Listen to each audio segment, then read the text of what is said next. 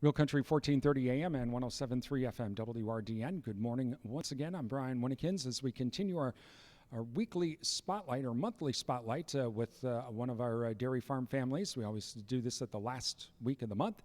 And the month of July, it's the Weiss family. And thank you to Dairy Farmers of Wisconsin for supporting these farm spotlights. It's our chance to learn a little bit about the dairy industry and our local dairy farms and some of the things that they do to not only how they operate, but also how they protect things like the land, the water, the cows, the milk too. And Noah Weiss joins us, and today we're going to talk about cows and find out about some of the things that happen here at the Weiss family farm. And Noah, thanks for joining us this morning. I guess let's start right at the beginning with calves. I know a lot of folks, they always wonder why do you separate the calf from the cow after it's born? Yes, it gets colostrum kind of right away, but you separate it. Is it a safety issue? For the calf, it's mainly for a safety issue, a cleanliness issue, so we can make sure she gets the correct nutrition for one thing. Also, that we know that the milk is clean, whether we use waste milk from the cows and pasteurize it, or whether we use a milk replacer, and then so we can check the solids in the milk of our waste milk, or we can know what our solids are 100% buying milk replacer, and so then we can keep a better eye on our intakes, and it's mainly for the calf health that we separate them. You mentioned you even pasteurize the milk for the calves? Really? So you have a pasteurizer right here on the farm? Yes, we do. We take some extra milk from some cows out of the herd, and twice a day we pasteurize our milk for our calves, and so make sure it's clean from bacteria is the main reason why you pasteurize. Same as with humans. Now with the calves, do they get their own barn? Yes, they have their own little huts. And we keep them we keep them separate in the beginning, mainly because they're young and they're susceptible to more diseases when they're young and they need more energy. And after 2 months, they get commingled together and they start learning how to socialize and everything else like they should. Even when they are in their original huts, they aren't too far away from anyone else. They're always close to another calf. They might not be able to touch it, but they're able to see them and grow with them. Talking with Noah Weiss this morning, our monthly spotlight on our dairy farm families here in western Wisconsin. Thank you to Dairy Farmers of Wisconsin, talking about cows today. So Noah, with how many barns are here on the farm? For the lactating cows or for the... For both. So there's actually four barns here for the adult cows. We have about 160 calf hutches for our calves. And so for all of our calves, we mainly need them to be separated from each other for about 2 months. So that's why we have so many calf hutches.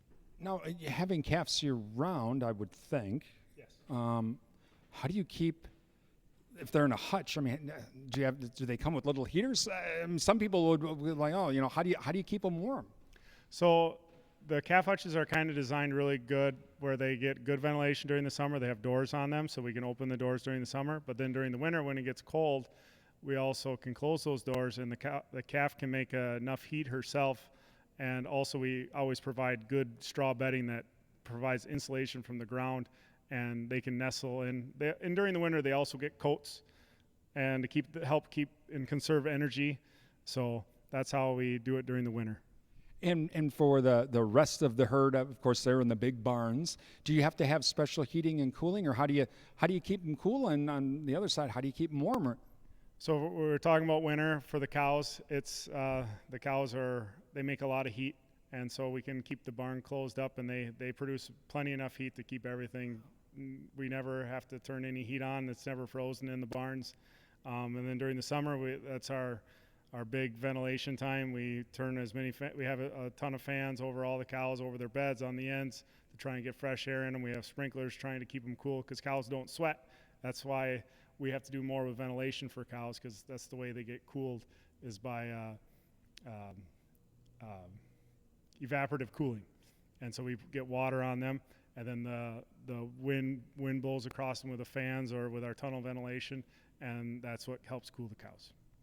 And you also then can open up all the sides, which is, you got a heck of a view here. I can see why you'd open up all the sides. So in our parlor where our cows are milked, we have it's basically wide open so we can get as much airflow as we can in it. And we have the same with the barn. You got to have fresh air with them too. So the fans can blow so much, but you got to keep the sides open so you get fresh air to the cows too.